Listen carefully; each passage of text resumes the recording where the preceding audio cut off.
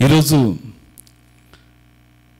దేవుని వాక్యం యొక్క అంశం ఏమిటంటే, సంఘములో క్రీస్తు శరీరములో మన పాత్ర ఏమిటి. దానికి ఆధారముగా దేవుని వాక్యం చదువుకొని తర్వాత దేవుని ఆత్మ మనలను ఈ దినం ఎలా అయితే నడిపిస్తున్నారో ముందుకి సాగుదాం. అపోస్తుల కార్యం 20వ అధ్యాయం 28వ వాక్యాన్ని చదువుకుందాం. అపోస్తుల కార్యం 20వ అధ్యాయం 28వ వచనం నేనే చదువుతాను. దేవుడు తన స్వరక్తమిచ్చి సంపాదించిన సంఘమును కాయుటకు పరిశుద్ధాత్మ మిమ్మును దేని యందు అధ్యక్షులుగా ఉంచును, ఆ యావత్ మందు మీదను గూర్చి మీ మట్టుకు మిమ్మల్ని జాగ్రత్తగా ఉండుడి. ఇంకోసారి చదువుతున్నాను. దేవుడి దగ్గర యేసుక్రీస్తు తన స్వరక్తమిచ్చి సంపాదించిన తన సంఘమును కాయుటకు పరిశుద్ధాత్మ మిమ్మును దేని యందు అధ్యక్షులుగా ఉంచునో, ఆ యావత్తు మందను గూర్చి మీ మట్టుకు మిమ్మల్ని గూర్చి జాగ్రత్తగా ఉండుడి. ఇంకోసారి కూడా చదువుతాను, గమనించండి. తన ఏకైక కుమారుడైన యేసు తన రక్తమిచ్చి సంపాదించిన సంఘమును కాయుటకు పరిశుద్ధాత్మ మిమ్మల్ని దేని యందు అధ్యక్షులుగా ఉంచును, ఆ యావత్తు మందను గూర్చి మీ మట్టుకు మిమ్మల్ని గూర్చి జాగ్రత్తగా ఉండుడి. సంఘము స్థాపించబడిన తర్వాత భూమి మీద యేసుక్రీస్తు సిలువలో తన ప్రాణమును పెట్టి తన జీవితాన్ని ధారపోసి ఆయన పాత పెట్టిన తర్వాత 3వ దినము ప్రభు యేసుక్రీస్తు తాను ముందుగా చెప్పినట్లుగా మరణాన్ని గెలిచి మృత్యుంజయుడై తనను తాను తన శిష్యులకి ప్రకటించు మరి సంఘాన్ని స్థాపించి వెళ్ళవలసిన బాధ్యత ఇంకా కంప్లీట్ అవ్వలేదు. యేసు ప్రభు వారు 33 సంవత్సరాలు 6 నెలలు భూమి మీద ఉన్నప్పుడు అనేకులకి సువార్తను ప్రకటించాడు. ఎవరికి? తన సొంత జనాంగముకు చుట్టుపక్కల ఉంటున్న అనేకులకి ఆయన సువార్త ప్రకటించినప్పుడు యేసు ప్రభు కాలంలో ఉంటుండగా 4 విధమైన జనులు ఆయన వెంబడించారు. శాస్త్రులు, పరిసయ్యులు, సదుకాయులు, సుంకరులు. 4 విధమైన ప్రజలు యేసుక్రీస్తుని వెంబడించారు. పరిసయ్యులు ఇప్పుడు కూడా తప్పును వెతికే పనిలో ఉన్నారు. సదుకాయులు వీరి యొక్క పునరుద్ధానం లేదనే తత్వం. శాస్త్రులు మేము గొప్పవారం, మేము శ్రేష్ఠులము, మా కొరకే ప్రభు ఇచ్చాడు, మా ప్రభువుల రాదని. సుంకరులు, పాపులు. ఇలా వెంబడిస్తున్న కాలములో ఆయన అనేకులకి అనేకమైన కార్యాలు చేశాడు. అయితే ఆయన పునరుత్థానమైన తరువాత మొదట తన శిష్యులకి కనపరుచుకుంటూ 3వ సందర్భంలో కనపరచబడిన సందర్భంలో శిష్యుల మధ్యలో ద బిగినింగ్ చర్చ్, ఆరంభపు ఆది సంఘం అనేకమైన విషయాలు కన్ఫ్యూజన్ ఉన్నారు వాళ్ళు. ఎందుకంటే 12 మంది శిష్యులు తయారు చేయబడ్డారు.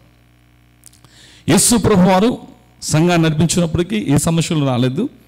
ఇప్పుడు నెక్స్ట్ ఎవరు లీడర్షిప్ అని, సంఘానికి అధ్యక్షులు ఎవరు, సంఘాన్ని ఎవరు నడిపించాలి, సంఘము ఎవరు అధ్యక్షతలో వెళ్ళాలి, ఎవరు సంఘాన్ని బలపరచాలి, ఎవరు బోధించాలి, ఎవరు ఆహారం పెంచబెట్టాలి, ఎవరు ఒకే చర్యలు వేయాలి, ఎవరి పని ఏంటి. ఇందులో చాలామందికి ఈరోజు నేటి క్రైస్తవ సంఘము అర్థము కాకుండా క్రీస్తు సంఘము వదిలి తమదే సంఘాలు స్థాపించి తమదే తత్వాలలో ముందుకెళ్తున్న దురదృష్ట దినాలలో మనం ఉంటున్నాం. ఈరోజు ఏది మనం ప్రమోట్ చేస్తున్నాం, ఏది మనం ప్రకటిస్తున్నాం, ఏది మన ప్రకటనలో నిలబడుతుంది, దేని కొరకు మనం ప్రయాసపడుతున్నాం అంటే ఇప్పుడు దేవుని బిడ్డల చాలా జాగ్రత్తగా గమనించింది. ఆన్లైన్ వారు ఎవరైనా అవనండి, గమనించవలసిన సత్యాంశం ఏమిటంటే, క్రీస్తు సంఘము స్థాపించబడినది తన రక్తాన్ని కార్చాడు. క్రీస్తు సంఘం తన స్వరక్తమునిచ్చాడు.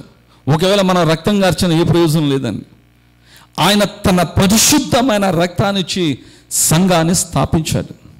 అందుకొరకు ఆరంభ సంఘములు ఉంటున్న సమస్యలు ఎలా ప్రారంభమయ్యాయి, ఆ సమస్యలు ఏ విధమైన దేవుడు పరిహారం ఇచ్చాడో కొన్ని మాటలు సంఘముల నుంచి మనం మాట్లాడదాం, దేవుని వాక్యం నుంచి. యోహాను సువార్త 21వ అధ్యాయానికి వెళ్దాం.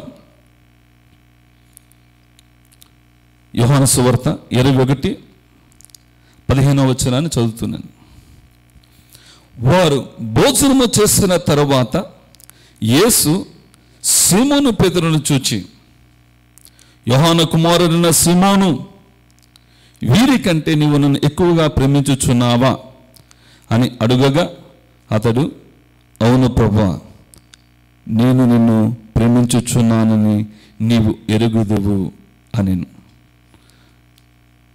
ఆయనతో చెప్పాను, యేసు నా గొర్రె పిల్లలను మేపుము అతనితో చెప్పాను. ఈ అధ్యాయములో మనము చూస్తున్నట్లయితే పేతురు గారు ఉంటున్న పెద్ద కన్ఫ్యూజ్ ఏంటంటే, నాకంటే యోహాను గారు యేసుక్రీస్తుని రొమ్ముని ఆనుకున్నారు. నెక్స్ట్ పరిచర్య ఎవరు నిర్వహించాలి, ఎవరు నడిపించాలి అంటే యోహానా నేనా అని పేతురు కొంచెం ఏముంది, కన్ఫ్యూజ్లో ఉన్నాడు. ఒక క్లారిటీ లేదు. అందుకొరకే పేతురు యోహాను చూసుకుంటారని చెప్పి ఆయన ఎప్పుడైతే యేసు ప్రభు పట్టబడి సిలువ దగ్గరికి అంతా వెంబడించాడు, తర్వాత యేసు సిలువ వెంబడిన తర్వాత తన పనికి తను వెళ్ళిపోయాడు. మళ్ళా తన వృత్తిలో, తన యొక్క పనిలో. ముందు చూద్దాం ఇంకేం జరుగుతుందని. అయితే యేసు మూడోసారి ప్రత్యక్షమైనప్పుడు మొదటిదిగా పునరుత్థానమైన తర్వాత అడుగుతున్న మాట ఏమిటంటే, పేతురు, నువ్వు నన్ను ప్రేమించుచున్నావా? ప్రభు ఒకవేళ ఈరోజు మిమ్మల్ని అడిగితే మీరేం చెప్పగలరు? దేవుడు నేరుగా ఈరోజు ఒక మాట అడుగుతున్నాడు, మీరు నన్ను ప్రేమించుచున్నారా? దేవుని మనం ప్రేమిస్తే ఏం చేయాలి? ప్రేమ అంటే ఏమిటి? యాక్చువల్లీ దేవుని ప్రేమ అంటే ఏంటి? లోక ప్రేమ ఏంటి? ప్రేమ సమస్తమును సహించును, సమస్తమును తాలుకుంటాను, సమస్తాన్ని ఏమంటే ఓర్చుకున్నాం. ఈరోజు మనము ఓర్చుకుంటున్నామా, సహించుకుంటున్నామా? ఒకవేళ మన పరిస్థితి ఎలా ఉంది? సంఘం అంటే ఏమిటి? క్రీస్తు దేహములో మన అవయములుగా ఉన్నాం. క్రీస్తు సంఘానికి శిరస్సుగా ఉన్నాడు. శరీరం ఎవరు? దేహమైనది. ఈరోజు చివరిగా 2 సంఘాలుగా ప్రభు దగ్గర నిలబడతాయి. ఒకటి క్రీస్తుని కలిగిన సంఘం, ఇంకొకటి క్రీస్తు లేని సంఘం. ఒకటి దేవుడి వాక్య సత్యము కొరకు నిలబడే సంఘం అయితే, ఇంకోటి మనుషులు కల్పించిన కల్పనలు, మనుషులు నియమించిన నియమాలు, వారికి తత్వాలకి వారే ఆ సంఘానికి అధ్యక్షులుగా ఉండి వాక్యము కాకుండా పరిపాలిస్తున్న దినాలలో మనం ఉంటున్నాం. 2 సంఘాలు దేవుడిగా చివరిగా ప్రపంచమంతా కూడా, ఏ భాషమని, ఏ గోత్రమని, ఏ ప్రాంతం వారమని, నలుపా తెలుపా పుట్ట తెలి అవని కాదండి. ఏ ప్రాంతం, ఏ భాష అయినా కూడా చివరికి సంఘం 2గా నిలబడుతుంది. ఒకటి క్రీస్తుని కలిగిన సంఘం, క్రీస్తు కొరకు నిలబడే సంఘం.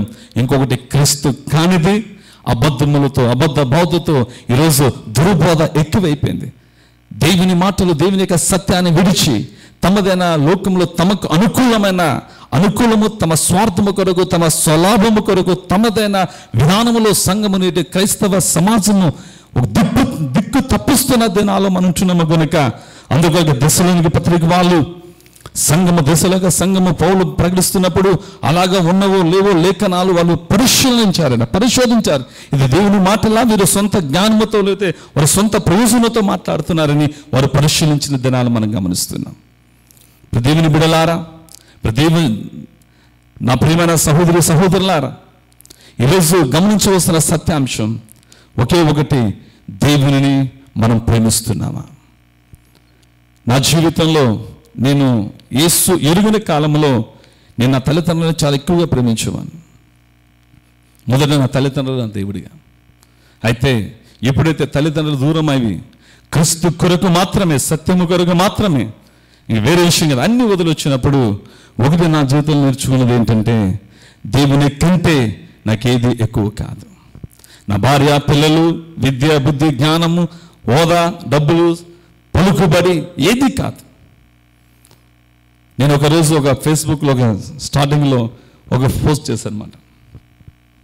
I love my Jesus first, I love my children అంటే ఆయన అడిగాడు, వాట్ అబౌట్ వైఫ్ అన్నాడు. ఆయన is a part of body అన్నాడు. ఏమన్నా ఫేస్బుక్లో ఒకటైతే ఫోన్ పోస్ట్ చేశాను, వెరీ లాంగ్ బ్యాక్ అండి. ఐ లవ్ జీసస్ అన్నాను. ఫస్ట్ నేను నా దేవుని ప్రేమిస్తాను, తర్వాత పిల్లలు ప్రేమిస్తాను. తర్వాత ఆయన అడిగాడు, మీ భార్య నీకే ఏంటి మీ వైఫ్ కొరకు అంటే, ఆల్రెడీ నా దేవుని ఉంది కదా అన్నాను. ఎందుకు ఈ మాట చెప్తున్నా అంటే, ఎప్పుడైతే మనం దేవుని కంటే ఎక్కువగా ప్రేమిస్తామో అక్కడే సమస్యలు, అక్కడే ప్రమాదాలు ప్రారంభమవుతాయి. మన జీవితంలో మొదటి స్థానం దేవునికి ఇవ్వాలి. అన్ని విషయాలు మొదట దేవుని కొరకు అన్ని వదులుకొని, అన్ని సహించి, అన్ని నిలబడడానికి దేవుని కొరకు ఉండాలి. రెండవది కుటుంబము లేనిదే సంఘము లేదు. మూడవది సంఘం. మొదట దేవుడు, రెండవది కుటుంబము, మూడవది సంఘం. ఇప్పుడు సంఘంలో మనం ఉన్నాం. మనం ఎక్కడున్నాం? సంఘములో ఉన్నాం. సంఘములో ఉన్నాం కనుక సంఘం యొక్క పరిస్థితులు, మొదట పేతురు గారిని దేవుడు అడుగుతున్నాడు, యేసు ప్రభువారు నువ్వు నన్ను ప్రేమిస్తున్నావా? ఎందుకు ఆ మాట తెలీదా? ప్రేమ కలిగిన వాడు, ఆసక్తి కలిగిన వాడు పేతురు గారు. ఎందుకంటే ప్రభు తన సంఘ బాధ్యతలు అప్పగించడానికి. ఈరోజు దేవుడు మిమ్మల్ని అడుగుతున్నాడు, మీకే పని అయితే నియమించబడిందో సంఘములో మీ పాత్ర ఏమిటి? చాలామంది అనుకుంటున్నారు ప్రసంగము, ఆరాధన చేయడమే సేవ అని. ఇది కేవలం ఒక సేవలో ఒక భాగం. మరేంటి సేవ అంటే? సేవ అంటే క్లీన్ చేయడం, చైర్లు ఎత్తడం, ఒకరిని వస్తే పలకరించడం, ప్రేమతో మాట్లాడడం, మీకు చేతనంత వరకు పరిచర్య జరిగించడం. పరిచర్య మీ సమయాన్ని ఒక్కరికైనా, ఒకరోజైనా, వారానికి ఒక్కరికైనా ప్రభు కొరకు ఏం చెప్పాలా? సువార్తను ప్రకటించాలా, దేవుని యొక్క సత్యమును ప్రకటించాలా, నడిపించాలా. ఈరోజు ఎలా ఉందంటే, మనం రెడీ అయ్యి మన పిల్లలు రెడీ చేసుకుని రావడం కష్టం అయిపోయింది. ఈరోజు ఎలా నడిపించడం, ఎలా నడిపిస్తున్నాం? సంఘంలో మన పాత్ర ఏమిటి? ఆది అపోస్తలులో కొన్ని కార్యాలు జరిగింది, తీసుకెళ్తాను. మొదట ఎందుకు ప్రభువారు అడిగారంటే, నువ్వు నన్ను ప్రేమిస్తున్నావా? పేతురుని చూసి అంటూ నువ్వు ప్రేమించావు. ఎందుకంటే పేతురుకి ఎక్కడో నాకంటే యోహాన్ని ఎక్కువ ప్రేమిస్తున్నానని ఒక ఫీలింగ్ ఉంది. నాకంటే యోహాన్ గారిని ప్రేమిస్తున్నారేమో. అందుకొరకే పేతురు నేరుగా ప్రభు ఏంటి హృదయ రహస్యాలు ఎరిగిన వాడు గనక చాలా క్లియర్గా, నువ్వు ప్రేమిస్తుంటే వేయించి నా గొర్రె పిల్లలు. అందుకొరకు పేతురు బాగా తన పత్రికలు రాస్తూ, ప్రభు దయాళుడని ఏంటిది అనుభవపూర్వకముగా రుచి చూచి తెలుసుకొనుడి అని చెప్తూ, సమస్త దుష్టత్వము, సమస్త కపటము అంటూ తన పత్రికలు రాస్తూ ఒకసారి వాక్యాన్ని చదువుకుందాం.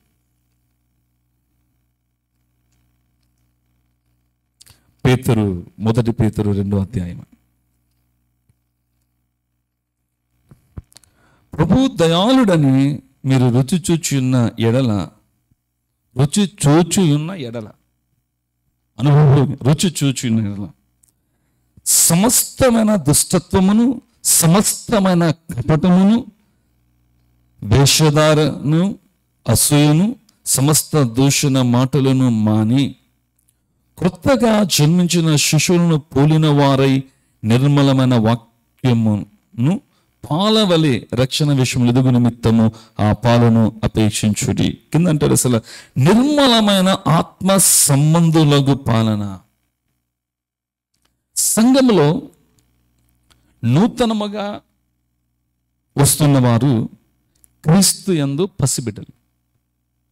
అందుకని పౌలు కూడా తన కొరింథీకి రాస్తూ మీలో ఇంకా కలహములు ఏంటి అసూయ వీరుస్తున్నప్పుడు క్రీస్తు యందు ఇంకా పసిబిడ్డలుగానే నేను పాలతోనే పెంచవలసి వచ్చింది, బలమైన ఆహారాన్ని మీకు పెట్టలేకపోయాను. నేటి పరిస్థితులు కూడా ఎందుకంటే సైతాన్ ఎక్కడ పనిచేస్తున్నాడు? లోకం అంతా వాడి కంట్రోల్లో ఉంది. సంఘం లోపలనే అక్కడ ఎక్కడ అది సంఘం కాదండి, ఎక్కడైతే దేవుని సత్యాన్ని బోధిస్తున్నారో అక్కడే పనిచేస్తాడు. అందుకొరకే మనము వాడి యుక్తిని ఎరిగిన వారమై, వాడి తంత్రోపాయాన్ని ఎరిగిన వారమై దేవుని వాక్యం దేవునికి లోబడి ఉండి వాడిని గదిరించండి. గద్దిస్తే చాలు, వాడిని పొమ్మని చెప్పాల్సినది. మనం దేవుని లోబడి ఉంటే ఏం చేస్తాడు? వాడు వెళ్ళిపోతాడు, పారిపోతాడు. అంటే సంఘములో మొదటి ఎవరు ఉంటున్నారంటే శిష్యులు ఉన్నారు, నూతనముగా జన్మించిన వారు. వీరికి క్రీస్తు కొరకు అంతగా తెలియదు వస్తున్నారు. వారింటి దేవుని వాక్యములో ఎదగాలి. పాల వలె శ్రేష్టమైన వాక్యాన్ని అందుకొరకు ప్రభు వారు అన్నారు, మొదట సంఘములో నూతనంగా వచ్చిన వారికి ఏంచి నువ్వు ఏంచి మేపము. ఏమి మేపడం? వాక్యము చేత వారిని నడిపించు. వాక్యము చేత వారిని నడిపించమని చాలా స్పష్టంగా దేవుడు మాట్లాడాడు. ఎవరికి అంటున్నారు? పేతురు గారికి. రెండోసారి మరలా పొరబడుతున్నారు, పేతురు నువ్వు నన్ను ప్రేమించుచున్నావా? అందుకు పేతురు అంటాడు రెండోసారి, అవును ప్రభువా, నేను ప్రేమించుచున్నాను. అయితే నా గొర్రెను కాయము. గొర్రె పిల్లలను మేపాలి. రెండవది కాయము. ఇట్ ఇస్ బిగ్ రెస్పాన్సిబిలిటీ అండి. చాలా గొప్ప బాధ్యత ఏంటంటే తెలిసే కాయడం. మందను లేదా సంఘాన్ని కాయడం అనేది, అబ్జర్వేషన్ చేయడం అనేది, చూసుకోవడం అనేది, నేను బ్రదర్ రామకృష్ణ గారి విషయం నేను సంతోషపడుతున్నాను. ఆయన సాఫ్ట్వేర్ ఇంజనీరు, హ్యాపీగా లైఫ్తో లీడ్ చేసుకొని అమెరికా దేశంలో ఏంటి సండే అందరిలాగా సంఘానికి వెళ్ళి ఎక్కడో కూడా లైఫ్ చక్కగా లీడ్ చేయొచ్చు. పెద్ద ఇవంతా రిస్క్లు అవసరం లేదు అసలు. అందరిలాగా వచ్చారు, అందరు కూడా ఉన్నారు చాలామంది. ఏదో ఒక ఫెలోషిప్కి వెళ్ళి హాయ్ బాయ్ చెప్పుకొని. ఎందుకంటే ప్రభు కొరకు ఏదో చేయాలని తప్పన, ప్రభు కొరకు ఏదో చేయాలని తప్పన. ప్రభు యొక్క ఈ జీవితాన్ని ప్రసాదించాడు, దేవుడు అవకాశం ఇచ్చాడు. ఇప్పుడు అమెరికా అనేది చాలా బిజీ ప్రపంచం అండి. చాలామంది దూరంగా ఉన్న వాళ్ళకి అమెరికా కొరకు మన ఇండియాలో ప్రత్యేకించి చాలామందికి అర్థం కాని విషయాలండి. వాళ్ళు ఏదో చెప్తుంటారు, వచ్చాడు విజయండి అది చేయండి. బట్ ఇక్కడ ఉన్న వాళ్ళకి రియాలిటీ ఏంటి తెలుసు. వాళ్ళకి ఎంత అక్కడ కష్టపడరు, ఇక్కడ వచ్చిన తర్వాత కష్టపడతారు. నా ఫ్రెండు ఒక డాక్టర్ గారు కిషన్ కేటీ అని, ఆయన కడూరు ప్రాంతంలో ఒక తంగిలోనికి విలేజ్లు ఉంటారు. యాక్చువల్లీ వాళ్ళు పుట్టి పెరిగింది. ఆయన వాళ్ళ ఫోర్ ఫాదర్స్ చెన్నై ఆ ప్రాంతం నుంచి వచ్చి సెటిల్ అయ్యారు. 1960 అంటే 1960 సంవత్సరానికి వాళ్ళు ట్యాక్స్ పేరు. అప్పట్లో ఆయన ఎంబీబీఎస్ చేశాడు. ఇదే అంత విద్యావంతులు కాకపోయినా ఎలాగో అమెరికాకి వచ్చిన తర్వాత చాలా భయపడుతూ వచ్చాడు. అని ఆయన ఒక మాట అన్నాడు, ఇంట్లో ఉన్నప్పుడు ఇండియాలో కొంచెం కూడా కష్టపడలేదు, అమెరికాకు వచ్చిన తర్వాత చాలా కష్టపడ్డాను అన్నారు. చాలా కష్టపడ్డాను ఎందుకంటే ఇక్కడ ప్రజలు పరిస్థితులు ఏంటి, నేను క్లినిక్ పెడితే లేదా ఇక్కడ హాస్పిటల్ ప్రారంభిస్తే ఇక అది పేషెంట్స్ వస్తారా లేదని భయంతోనే స్టార్ట్ చేస్తారు. ఆయన మంచి జ్ఞానం కలిగిన వ్యక్తి. నేను మాట్లాడుతూ అనేక విషయాలు ఆయన ఒకే మాట చెప్తుంటాడు అన్నమాట. యాక్చువల్లీ ఆయన బైబిల్ నేను చదివాను, చాలా చదివాను, అర్థం కాలేదు. చివరికి ఒకే ఒక వాక్యాన్ని పట్టుకొని మిషన్ చేస్తున్నాడు. ఎందుకంటున్నా బ్రదర్ రామకృష్ణ గారు చేసుకోవచ్చు హ్యాపీగా, అయితే ఏదో ఒకటి దేవుని పని చేయాలని మరి దేవుడు తన హృదయంలో పెట్టిన ఆ భారం, నేను పొగట్లేదు, ఎవరు పొగడదో విషయం కాదు. జాన్సన్ గారు లాస్ట్ టైం వారి యొక్క మంచి సాక్ష్యాలు చెప్పినప్పుడు చాలా సంతోషం అనిపించింది. ఉన్నట్టుగా మాట్లాడడం మనకి చాలా ప్రాముఖ్యమైన విషయాలు.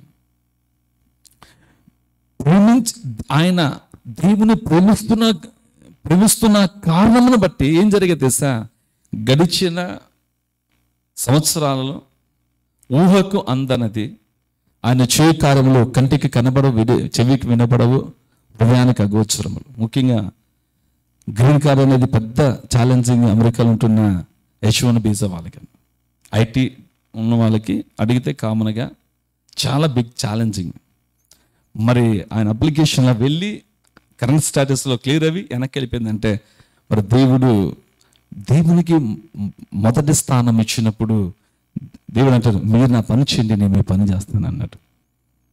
మొదటి స్థానము దేవుని ప్రేమించినప్పుడు దేవుడు సమస్తాన్ని సమకూర్చి చేయగలడు. అందుకొరకే పేతురుగా అంటున్నారు, నువ్వు నన్ను ప్రేమిస్తున్నావా? అవును ప్రభా, మరించి నా యొక్క గొర్రెలను కాయము. బాధ్యత అప్పగిస్తున్నాడు. మూడోసారి అడిగాడు యాక్చువల్లీ. అప్పుడు పేతురు కొంచెం ఏంటి ప్రభు వ్యసన పడ్డాడు. అంటే అప్పుడు నిజంగా పేతురు రియాలిటీ అనేది బయటకు వచ్చింది, వాస్తవమైన విషయాలు బయటపడ్డాయి. ప్రభు నువ్వు ఎరుగువా? మొదటిసారి ఓకే, రెండోసారి అడిగా, మూడోసారి కూడా అడగాల.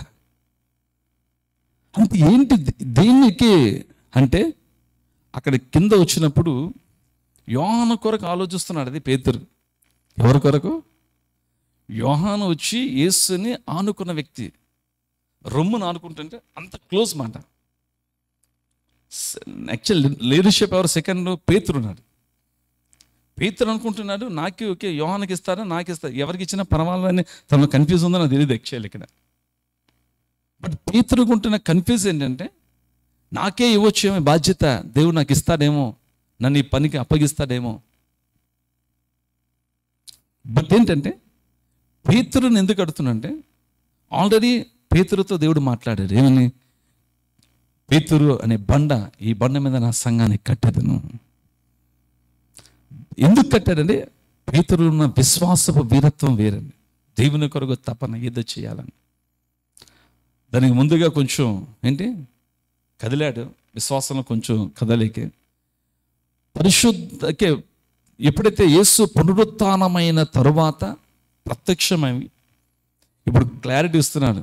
ఇంతకాలం నీతో ఉన్నాను, ఏదో జరిగింది, ఇక నేను వెళ్ళబోతున్నాను గనుక సంఘమును ఏం చేయాలా? సరైన విధముగా స్థాపించాలి. ఇది అంత్యక సంఘం, క్రైస్తవ సంఘము పరిశీలన జరిగేది. ఇక సంఘము ఏమవుతుంది? పని ప్రారంభించబడుతుంది. సంఘము భూమి మీద స్థాపించబడుతుంది దినాలని మాట్లాడుతున్నాం.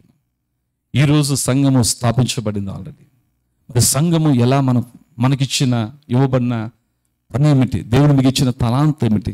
ఆ తలాంతలో మీరు నమ్మకస్తులుగా ఉన్నారా? నేను ఆ సంఘంలో ఒక మాట ఎప్పుడూ చెప్తుంటాను, నేను పాస్ట్ని కాబట్టి సండే వస్తున్నాను కాదు. ఒకవేళ పాస్ట్ కాకుండా నేను విశ్వాస స్థానంలో ఉన్న నా జీవితంలో మొదటి స్థానం దేవునికి ప్రతి ఆదివారం ఆరాధనకు వస్తాను. ప్రతి ఆదివారం ఏంటి? ఎందుకు? ఫెలోషిప్. దేవునికి ఆ ధనం ఇవ్వకపోతే ఎలాగండి? పనులు ఉన్నాయి లేదంటలేదు, చాలా బిజీగా ఉంటాం, మంచిది. బట్ దేవుని ఆరాధించడానికి, వాక్యాన్ని వినడానికి, సావాసంలో పాలు పొందుకోవడానికి, బల్ల ఆరాధనలో పాలు పొందుకోవడానికి. ఎందుకంటే ఇందులో మనం ఏం చేస్తున్నాం? ఫెలోషిప్, జ్ఞాపకం చేసుకుంటున్న త్యాగాన్ని.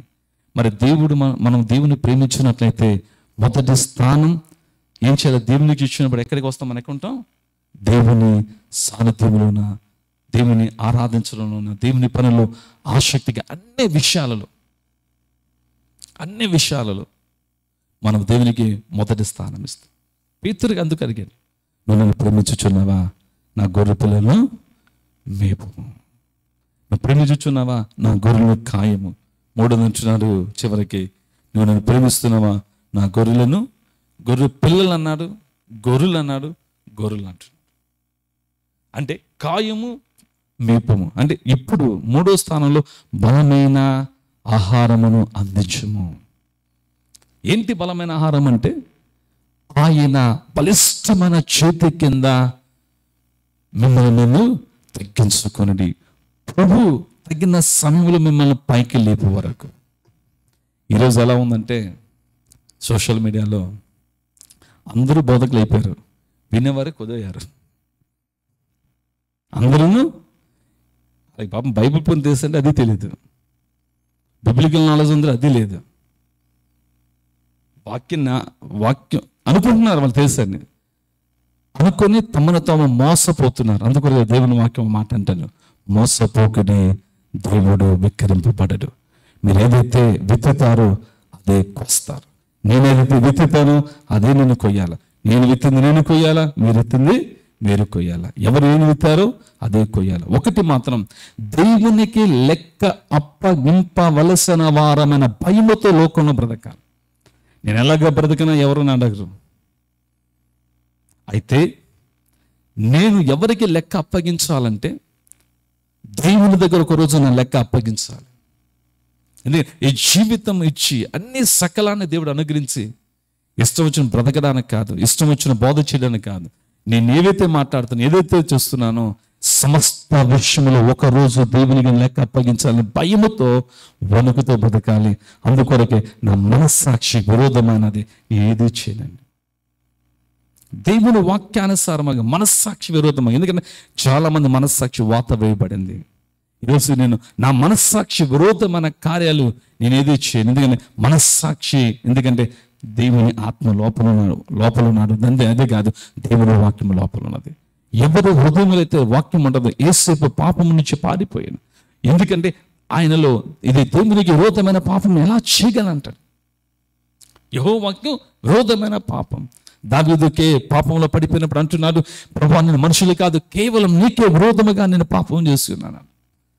దేవుని బిడ్డలారా, ప్రియ సహోదరి సహోదరులారా, ప్రియమైన నా స్నేహితులారా, దేవుని మనం ప్రేమించినట్లయితే మనము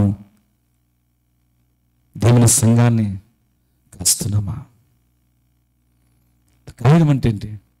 ప్రార్థన చేయడం, మన యొక్క బాధ్యతలను ఇవ్వబడిన పని నమ్మకముగా చేయడం, నమ్మకముగా చేయడం. ఎందుకంటే ఇది క్రీస్తు శరీరమైనది. కొరింథీకి వెళ్ళి నేను ముగిస్తాను. పౌలు గారు కొరింథీ సంఘానికి రాస్తూ ఈ మాటలు చాలా స్పష్టంగా రాశాడు. ఎందుకంటే ఈ సంఘములో, కొరింథీ సంఘం ఇప్పుడు కాదు, ఇక్కడ కాదండి, క్రైస్ట్ హోలీ చర్చ్ విషయంగా మాట్లాడలేదు. ఇక్కడ ట్రయల్ ఉంటుంది. ఇది క్రీస్తు పరిశుద్ధమైన సంఘం. ఎందుకంటే క్రీస్తు వాక్యం ప్రకటించబడుతుంది, ప్రాక్టికల్గా నడుస్తున్నారు. ఏదైతే వాక్యానుసారంగా నడిచేది క్రీస్తు సంఘం. ఈరోజు బోధించడం కాదు, ఎవరికాలన్నా బోధిస్తున్నారు.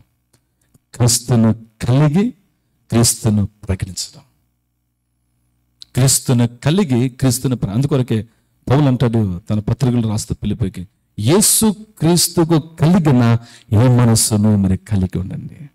ఏంటి ఆయన మనస్సు?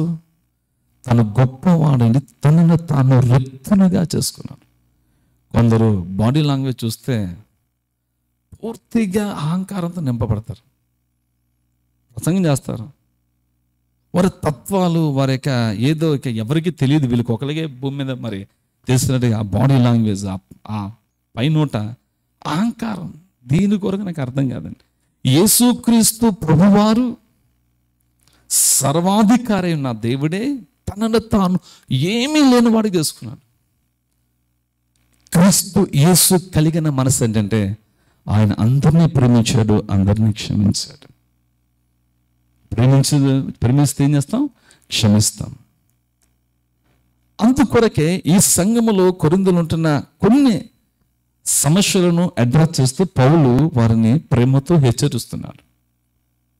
ఏమనంటే 12వ వచనం, ఎలాగూ శరీరము ఏకమై ఉన్నను అనేక అవయములు కలిగి ఉన్నదు, ఎలాగూ శరీరం యొక్క అవయములన్నీ అనేకముల యున్నను ఒక శరీరమై ఉన్నవు, అలాగే క్రీస్తు ఉన్నాడు. ఇప్పుడు ఈ శరీరములో అనేక అవయాలు ఉన్నాయి. ఇప్పుడు మనం గ్రహించవలసిన సత్యాంశం ఏంటంటే మీరు ఏ అంగములో చేర్చబడ్డారు. సంఘం అనే క్రీస్తు శరీరములో, ఈ దేహం అనే సంఘ శరీరములో క్రీస్తు తల. ఏమన్నా? క్రీస్తు శిరస్సు అయినాడు. బాడీ అంటే అనేక భాగాలు ఉంటున్న బాడీలో కొందరు వేళ్ళు ఉన్నారు. ఈ 5 వేల్లో బొట్టన వేళ్ళు ఒకవేళ ఏంటి నేను లేకపోతే మీరేం చేయగలరు అనుకోవచ్చు. ఒకవేళ ఈకే మొదటి ఫింగర్ నేను లేకపోతే మీరు ఏం చేయగలరు. ఇలాగా ఒకవేళ ఈ ఫింగర్స్ అన్నీ కూడా వేళ్ళు ఒకదాని ఒకటి కొట్టుకున్నట్లయితే ఎవరికి నష్టం అంటే దేహానికి నష్టం. ఈరోజు చాలామంది వాద వివాదాల మధ్యలో ఉన్నారు తప్పితే కలిసి పని చేయాలి, ఇది క్రీస్తు శరీరము, కలిసి దేవుని పని చేసి దేవుని నామాన్ని స్థిరపరచాలి, సంఘ క్షేమాభివృద్ధి కొరకు పాటుపడాలన్న ఆలోచన లేకుండా జీవిస్తున్న దౌర్భాగ్యమైన దినాల్లో మనం ఉన్నాం. క్రీస్తు శరీరములో మనం అంగములుగా చేర్చబడ్డాం. ఏ అంగాన్ని దేవుడు మనం చేర్చాడో, అంగములో ఏ భాగములో మనం ఉన్నామో, కన్ను చెప్పకూడదు, చెవి నువ్వే ఏంటి కన్ను ఏమనకూడదు, చెవి అందరూ ఒక అన్ని కన్ను అయితే దేవునిలో చెవి వినేవాడవాడు. ఒకవేళ మూవి అంటే వాసన ఏంటి, అన్ని కాలైతే చేతులు పనిచేస్తుంది ఏంటి. సంఘములో మన పాత్ర ఏమిటి? శరీరము, క్రీస్తు శరీరములో. ఇక్కడ ఈరోజు ఆన్లైన్ ఉంటున్న వారు కావచ్చు, ఇక్కడ ఉంటున్న వారు కావచ్చు, క్రీస్తులో మీ యొక్క పాత్ర బాధ్యత ఏమిటి? మీరు దేని కొరకు ఏర్పాటు చేయబడ్డారు? ఏ పని కొరకు? ఆ పనిలో నమ్మకముగా చేయండి. ఒకవేళ ప్రార్థన చేసే కృప ఉందా, ప్రార్థన చేయండి. సువార్త ప్రకటించే కృప ఉందా, సువార్త ప్రకటించండి. కొందరిని ఆదరించే కృప ఉందా, ఆదరించండి. ఆతిథ్యం ఇవ్వడం కృప ఉందా, ఆతిథ్యం ఇవ్వండి. ఆర్థికంగా సహాయం చేయగలరా, ఆర్థికంగా సహాయం చేయండి. ఇలాగా మీకు ఏదైతే దేవుడు ఇచ్చాడు, ఏదైతే మీరు దేవుని యొక్క కృప కలిగి ఉన్నారో, సంఘ క్షేమాభివృద్ధి కొరకు ఆ పనిలో నమ్మకం ఉంటే మీలో ఒంటరైన వాడు 1000 మంది అవుతారట. ఇద్దరు కలిస్తే 10,000 మంది. అంటే దానికి అర్థం ఏంటి? మనం ఎప్పుడైతే ఇవ్వబడిన పనిలో నమ్మకముగా క్రీస్తు సంఘ క్షేమాభివృద్ధి కొరకు పని చేస్తామో, దేవుడు మనలను తగిన కాలములో హెచ్చించి, దేవుడు నీ నామాన్ని నీ ద్వారా దేవుడు తన నామాన్ని ఏం చేస్తాడు? గొప్ప చేస్తాడు, తన నామాన్ని ప్రకటిస్తాడు. అంతవరకు సంఘ పరిచర్యలో నమ్మకముగా మీ పనిని, మీ యొక్క పాత్రను నిర్వహించాలని క్రీస్తు ప్రభు ప్రేమను బట్టి మీకు మనవి చేస్తున్నాను. అన్ని కన్ను కాదండి, అన్ని చేతులు కాదు, అన్ని కాళ్ళు కాదు. మనం క్రీస్తు అవయాలలో ఉన్నాం. క్రీస్తు అవయవాలు ఒకవేళ పని చేయకపోతే ఏమో తెలుసా? ఏంటి ఒకవేళ ఇది బ్లడ్ సర్క్యులేషన్ లేకపోతే ఏమవుతుంది? ఇది పని చేయదు. దాన్ని సర్జరీ చేసి తీసేసి ఇంకోటి ఏం చేస్తారు? 2000 సంవత్సరాల సంఘం నడిపించబడుతుందండి. నేను కాకపోతే ధనరాజుల దేవుడు 1000 మంది కానీ 1,00,000 మంది లేపుతాడు. బట్ ఏంటి? నాకు ఇవ్వబడిన పనిని నమ్మకంగా చేయాలి. ప్రభు నన్ను నమ్మాడు, ఆ పని అప్పగించాడు. ఆ పనిని నమ్మకముగా, ఇప్పుడు మనం ఒక చోట పని చేస్తున్నాం అంటే ఒక ప్రాజెక్ట్లో ఎందుకు మనం పనిలో ఎందుకు పెట్టుకుంటున్నాం చెప్పండి? బాగా చేస్తున్నాను. మరి లోకంలోనే మనం ఎంత సిన్సియర్గా ఉన్నప్పుడు మరి దేవుని పనికి వచ్చిన ఇంకెంత గంభీరంగా ఉండాలి చెప్పండి. నేను విశాఖపట్నం స్టీల్ ప్లాంట్లో కొందరు జాబులు, నేను 99-2000 స్టోరీ చెప్తున్నాను ఇప్పుడు కాదు. పంచి వేసి ఏంటి లోపలికి వెళ్ళడం, పంచి కొట్టడం, తిరిగి వెళ్ళిపోయి సువార్తట మరలా కరెక్ట్గా రిటర్న్లో పంచి చేసి చాలామంది చేశారు. అంటే ఏంటి? పనిలో ఇటు పని కరెక్ట్ చేయలేదు, అది సేవ కొరకు చేస్తుంది. ఇవ్వబడిన పని మోసం చేయట్లేదు. మరి నువ్వు సాలి తీసుకుని ఏం చేయాలి? 8 hours, 9 hours, 10 hours వర్క్ చేయాలి. మిగిలిన టైంలో దేవుని సేవ చేయి. అనడం, సేవ అనడం, తమ విశాలమైన జీవితాలు అప్పటికే చూసాం. చాలామంది అనుకుంటారు ఒక పిన్ను ఏంటి సూది పిన్నిస్ ఏదైనా దొంగిలించిన దొంగే, పెద్ద దొంగిలించిన దొంగ. దేని కొరకు అంటున్నాం? పనిలో నమ్మకత్వం. దేవుడు మనకేమి ఇచ్చాడు పని, ఆ పనిలో మనం నమ్మకంగా ఉండాలి. అది సంఘ పరిచర్య కావచ్చు. సంఘములో మనకి మిషన్ అంట. సంఘం ఏంటి?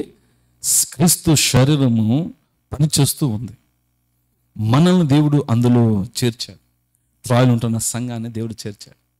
మీకు మన పనిలో మీరు నమ్మకస్తులుగా ఉండండి.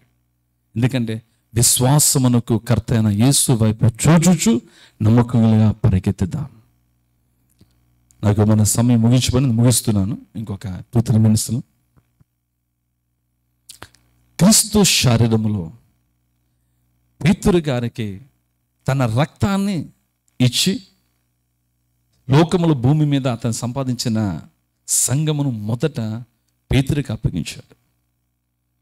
అందుకొరకే పేతురు నిలబడి మాట్లాడినప్పుడు, ఎందుకంటే ప్రభువుని ప్రేమించాడు గనక అంతవరకు ధైర్యంగా బోధించలేదు, భయపడుతున్నాడు. ఎప్పుడైతే ప్రభును ప్రేమించాడు, సంపూర్ణంగా ప్రభుని ప్రేమించడానికి తీర్మానం చేసుకున్నాడో అప్పుడు ధైర్యంగా బోధించాడు, సాక్ష్యం చెప్పాడు. ఏమని? మీరేనయ్యా యేసుని, నా యేసుని సిలువగేశారు. ఆయన ఏం చేశారు? మృతుల నుంచి పైకి లేపాడు. దానికి మేము సాక్షులమన్నా. ఒక్క ప్రసంగం వేల మంది ప్రజలు సంఘంలో చేర్చబడ్డారు. ఒకే ఒక ప్రసంగం. ఎందుకు తెలుసా? పేతురు క్రీస్తుని కలిగి దేవుని మాట్లాడని ప్రారంభించాడు. ఒకవేళ మనము మాట్లాడేటప్పుడు ప్రజల హృదయాలు తెరవబడాలంటే క్రీస్తుని కలిగి క్రీస్తు స్వరూపంలోనూ మనం మార్చబడాలి.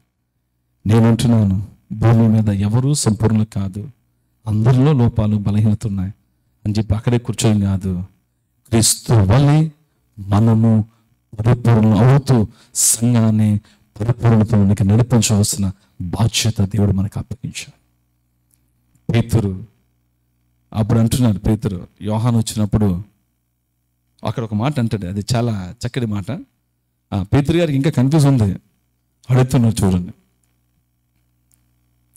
పేతురు వెనుకకు తిరిగి యేసు ప్రేమించిన వాడును భోజన పంక్తిలో ఆయన రొమ్మును ఆనుకున్న, ప్రభువా, నిన్ను అప్పగించువాడు ఎవడని అడిగిన వాడనైన శిష్యుడు తన వెంట వచ్చుట చూచెను.